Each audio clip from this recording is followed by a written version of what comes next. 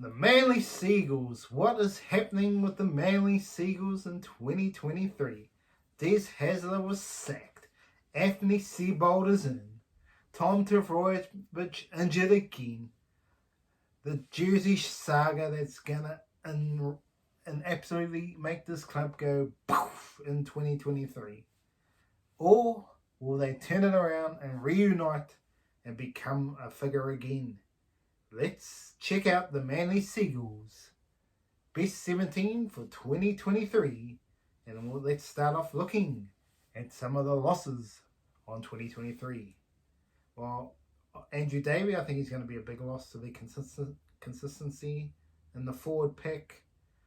Kieran Foran, obviously, he's solid number 6. They're going to miss him. I think they really are. I'm not convinced Schuster is the man at number 6, but he's really one of the only main options there. George Tafua, I was surprised he wasn't playing more, and I'm surprised he's left the NRL. I think he's better than that, but that's just the way the cookie crumbles. I think the biggest loss for them this season is Dylan Walker, playing all different parts of the field. Whether they've got the calibre of player to do that, that's going to be the question. And obviously, Fainu, obviously jail time, so he's been.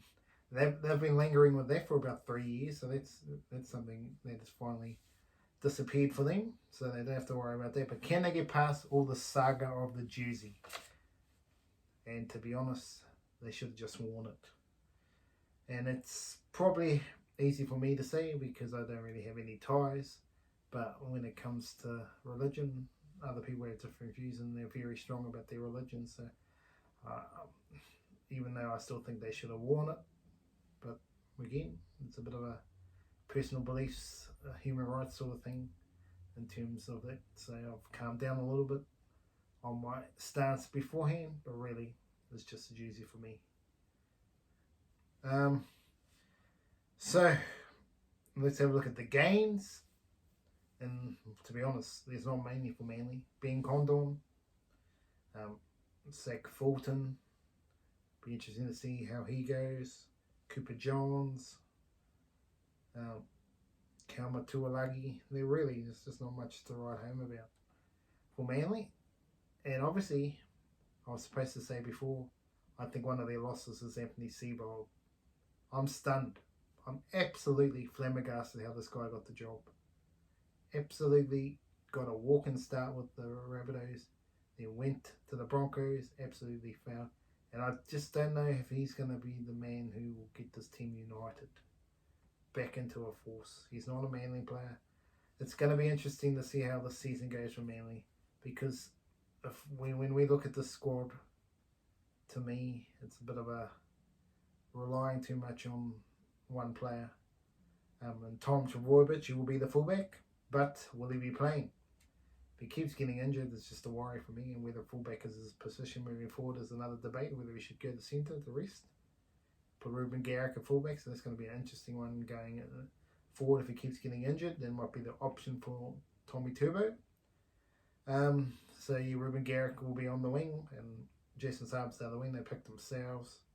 This one's a little bit more, but Kohler and Parker for mine, which has no room for Morgan Harper.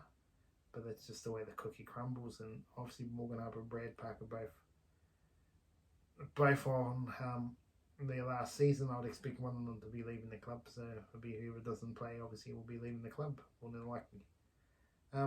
Josh Schuster gets the 6th job with Daly Cherry-EvAns. Josh Schuster is the number 6, but hey, that's what they're going with. Sean Kepe, and to me, Jake Tavrovic makes the move to the front row for mine. I think this is his best position there.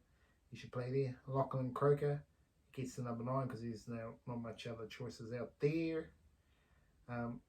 Kalma Tuolagi gets his chance, I think, with Alec Tai. Sorry about my names here. 13 was a contentious one for me. I've ended up going with Carl Lawton, but I'm not absolutely convinced. There's some other young guns that maybe come into this team later in the season that might take his role there, but Carl Walton's a handy player to play at 13. I think Ben Tavrovic is going to be your man for Mr. Fix-It next season. Ben Condon, he will come on the beach and do a job. Paseka, he'd be the prop running on when they need him. And Zach Fulton's an interesting one for me. They've signed him long term. And I think they're expecting a lot out of this guy. And I think he'd just put him straight in, give him the game time so he can improve. So that's leaving out, obviously, Morgan Harper and Josh Aloy. So Manly, to me, so far, with all the teams I've covered, they all don't have depth. They really don't. It's going to be interesting to see when I look at the topper teams if it's the same thing, because of the extra team has come in, has really just skewed the numbers of talented players. But there's something needs to be done, I think, to really get some more talented players into rugby league. And I think the biggest issue is the real talented footballers have been left to be trained to play like Cooper Cronk. Now, not everyone's Cooper Cronk, and even though that's good, how good Cooper Cronk was, how consistent he was, he is not a Jonathan Thurston. He's not an Andrew Johns. These players are Cliffy Lyons back in the day. These guys can pull something, Wally Lewis, can just pull something out of the hat when they absolutely need it. Absolute trick shot. Andrew Johns and his banana kicks. He's not, and you don't even see it in the game. The only player that is anywhere near close to these players is Sam Walker. But unfortunately, he's a real light frame, so whether he's going to make it, well, we hope so, because he's got all the talent in the world to be a superstar player. And there'd be a lot of people pushing for him to be halfback in front of Daly Cherry-Evans. It's going to be an interesting thing how Sam Walker plays this season in terms of that situation.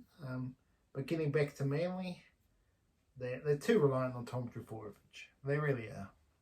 If he's not on the team, they don't win, pretty much. And that's a very concerning trend for them. Cherry-Evans is a solid player, but he's getting overs as well. Absolutely overs for not delivering them a premiership. But I still technically see them as a top 8 team, Manly.